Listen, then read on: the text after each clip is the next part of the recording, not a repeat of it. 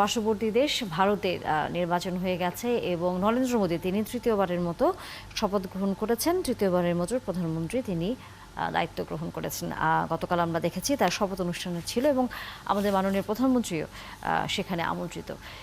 শুধুই সেখানে আমন্ত্রণ নয়, আমরা জানি যে দ্বিপাক্ষিক বৈঠক আসলে তার সাথে আজকের দিনে হবার কথা এবং যেই বিষয়গুলো নিয়ে বারবারই ভারতের সাথে আমাদের আলোচনা থাকে সেটি হচ্ছে তিস্তা ইস্যু, সেটি থাকে বাণিজ্য, সেটি থাকে অবশ্যই সীমান্তর যেই অস্থিরতা সেগুলো নিয়ে।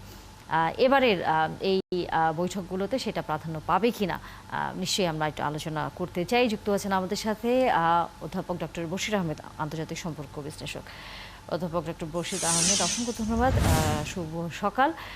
সকালবেলা আসলে একটু জানতেই চাই আপনার কাছে, প্রধানমন্ত্রী হিসেবে নরেন্দ্র মোদী তৃতীয় মেয়াদে দায়িত্ব নিয়েছেন, আপনার দৃষ্টিতে বাংলাদেশের জন্য সেটি কতটা বলা যায় শুভকর হলো?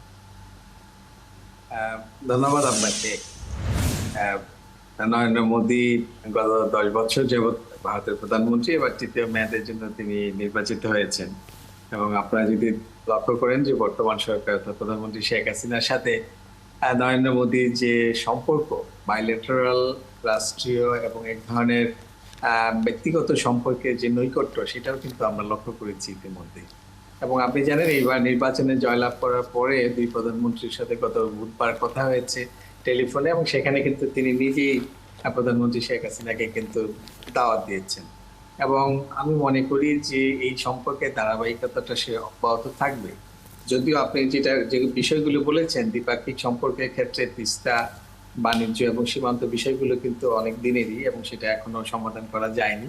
তো এই বিষয়ে কিন্তু আমরা প্রথম থেকে দেখেছি মোদী সেখানে কিন্তু আন্তরিক ছিলেন, কিন্তু যদি সেখানে পশ্চিমবঙ্গের মুখ্যমন্ত্রী মমতা বন্দ্যোপাধ্যায়ের উপর ছেড়ে দিয়েছিলেন যে রাজ্য সেটাকে কিভাবে দেখে।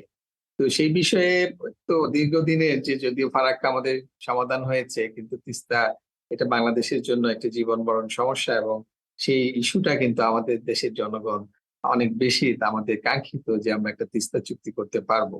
তো এইবার সেই চুক্তির জন্য তো বাংলাদেশ অবশ্যই আশা করবে এবং সেটা প্রথম প্রায়োরিটিতে রাখবে। এখন এটা কখন কিভাবে বাস্তবায়ন হবে সেটা নিয়ে কিন্তু এখনো আমাদের মধ্যে সন্দেহ আছে, কারণ আপনি জানেন যে মমতা বন্দ্যোপাধ্যায় তিনি আরো ব্যাপক সংখ্যাগরিষ্ঠতা নিয়ে প্রায় 29টি আসন নিয়ে তিনি মুখ্যমন্ত্রী হচ্ছেন। তিনি এবং প্রধানমন্ত্রী নরেন্দ্র মোদীর সাথে কিন্তু মমতা বন্দ্যোপাধ্যায়ের কোনো সখ্য আমরা দেখছি না। এবং আপনি এই যে মন্ত্রী সভার যে শপথ গ্রহণ অনুষ্ঠানে কিন্তু মমতা বন্দ্যোপাধ্যায় যোগ দেননি। ফলে এই কেন্দ্র এবং এই পশ্চিমবঙ্গ সরকারের যে এখন যে সম্পর্কের প্যাটার্ন, সেই প্যাটার্নের ভিত্তিতে তিস্তা চুক্তির ভবিষ্যৎ কি সেটা নিয়ে কিন্তু এখনো আপনার দুরাশা আছে। এখন এটা হচ্ছে প্রথম। আর বাণিজ্য এবং যেগুলো সীমান্ত সেই বিষয়ে হয়তো বা কেন্দ্রীয় সরকারের হস্তক্ষেপ বা উদ্যোগ সেটা বাংলাদেশের জন্য এটা এর ক্ষেত্রে কোনো বাধা নিষেধ নেই। সেটা দুই দেশের ক্রমবর্ধমান যে সম্পর্ক সেই সম্পর্কের নিরিখেই সেটা সমাধান করা সম্ভব নিশ্চয়ই। কিন্তু একটি বিষয় আসলে নিশ্চয়ই আপনিও নজর রাখেন এবং আসলে গণমাধ্যমগুলো ফলো করে প্রকাশিত হয়েছিল, যখন হচ্ছে এই সফরটি নির্ধারণ করা হয় তখন ভারত এবং আমরা জানি যে মাননীয় প্রধানমন্ত্রী এরপর চায়না যাবেন, সেটি নিয়ে কিন্তু ভারতের এক ধরনের আগ্রহের জায়গাটিও আছে যে আমাদের দিনকে দিন আমেরিকার তো আগ্রহের জায়গাটি ছিল এবং নানাভাবে আমরা আসলে যেটি অনেকে বলেন যে আমেরিকা বাংলাদেশের চায়নার সাথে বাণিজ্য সম্পর্ক বেড়ে যাওয়ায় অনেকটা আমেরিকার মাথা ব্যথা কারণ হয়ে গেছে, এটি ভারতের জন্যও বলা হয়, একই রকম মন্তব্য করা হয়। আপনার কাছে কি মনে হয় এই বিষয়গুলো নিয়ে কি এখানে আলোচনা হতে পারে?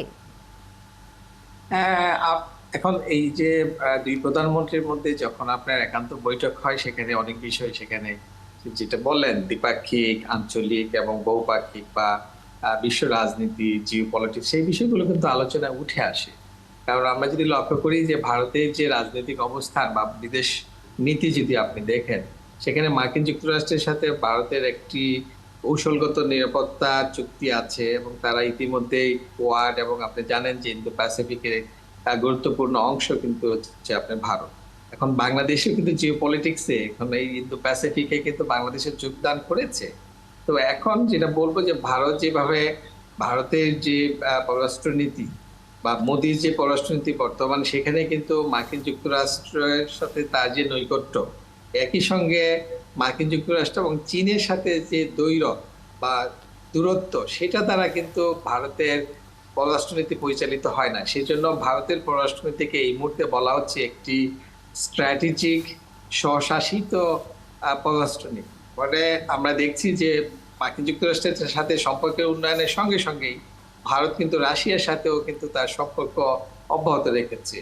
ফলে বাংলাদেশও কিন্তু এক ধরনের ব্যালেন্স ডিপ্লোমেসিতে বিশ্বাস করে, এবং বঙ্গবন্ধু কন্যা শেখ হাসিনা কিন্তু এই তার এই নীতিটা, অর্থাৎ বঙ্গবন্ধুর যে পররাষ্ট্র নীতি, অর্থাৎ সকলের সাথে বন্ধুত্ব, কারোর সাথে শত্রুতা নয়, তার উপর ভিত্তি করে বর্তমানে যে বাংলাদেশের যে কূটনীতি, অর্থাৎ ব্যালেন্স, অর্থাৎ সেখানে মার্কিন যুক্তরাষ্ট্রের সাথে বাংলাদেশের যেরকম নৈকট্য আছে, একই সঙ্গে চীন, একই সঙ্গে রাশিয়া, একই সঙ্গে ভারত, অর্থাৎ এই ধরনের কিন্তু একটা প্যাটার্ন আমরা লক্ষ্য করি। ফলে ভারতের পররাষ্ট্র নীতির সাথে বাংলাদেশের পররাষ্ট্র নীতির এক ধরনের সাযুজ্যতা কিন্তু আমরা এই মুহূর্তে লক্ষ্য করছি।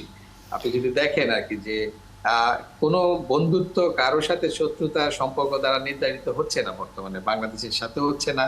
কারণ বাংলাদেশ কিন্তু আপনার ভারতের সাথে যেরকম উষ্ণ সম্পর্ক আছে, এবং এবং চীনের সাথেও কিন্তু বাংলাদেশের প্রযুক্তিগত, টেকনোলজিক্যাল এবং বিভিন্ন সম্পর্ক সেটা কিন্তু আছে।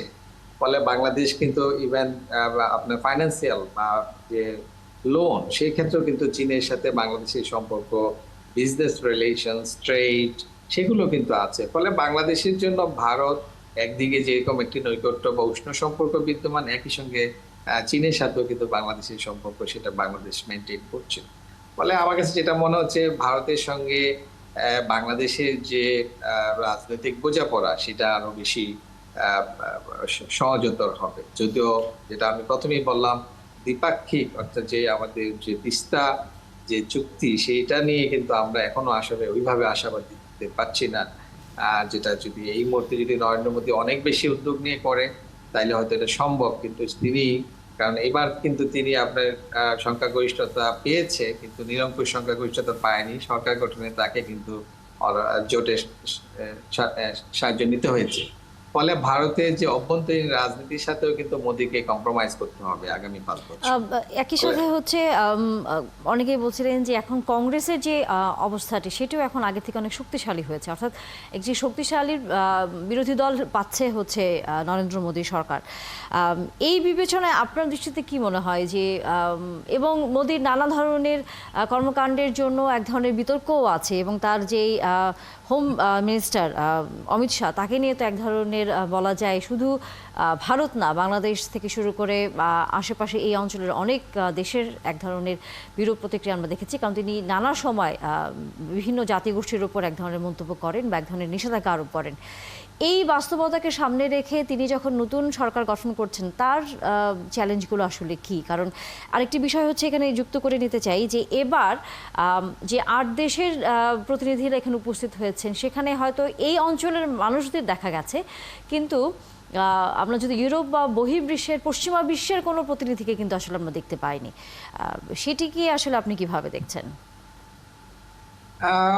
আমার কাছে ওই বিষয়টি, ধরেন প্রধানমন্ত্রীর শপথ গ্রহণ অনুষ্ঠানে হয়তো বিদেশি রাষ্ট্রদূতরা উপস্থিত ছিলেন, কিন্তু সরকার প্রধানরা ছিলেন না, ইউরোপ বা পশ্চিমা দেশগুলো। কিন্তু একটি বিষয় কিন্তু আপনি লক্ষণীয়, যে কেমন ধরেন এই সার্কভুক্ত বা যদি সাউথ এশিয়ান নেতৃত্বের মধ্যে আমরা কিন্তু দেখলাম যে পাকিস্তান এবং সেখানে কিন্তু আমরা আফগানিস্তানের কোনো রাষ্ট্র বা সরকার প্রধান উপস্থিত হয়, সেই বিষয়টাও কিন্তু লক্ষণীয়। কারণ এই সাউথ এশিয়ান রিজনাল সিকিউরিটি বা এখানকার যে নিরাপত্তার জন্য পাকিস্তানের সাথে ভারতের সম্পর্কের কিন্তু উষ্ণতা দরকার। যদিও মালদ্বীপের কিছুদিন আগে ইলেকশনে যে মোহাম্মদ মইজু, তিনি ভারত বিরোধী একটা অবস্থান নিয়ে কিন্তু নির্বাচনে জয়ী হয়েছেন, কিন্তু তিনিও কিন্তু এই শপথ গ্রহণ অনুষ্ঠানে উপস্থিত হয়েছেন, কিন্তু পাকিস্তানের সেটি হয়তো অন্য আরেকটি বিষয়ের কারণেই মালদ্বীপ নিয়ে তাদের যে এক ধরনের দ্বন্দ্ব চলছে, হয়তো আলোচনা হবে এই বৈঠকগুলোতে, আশা করি আমরা।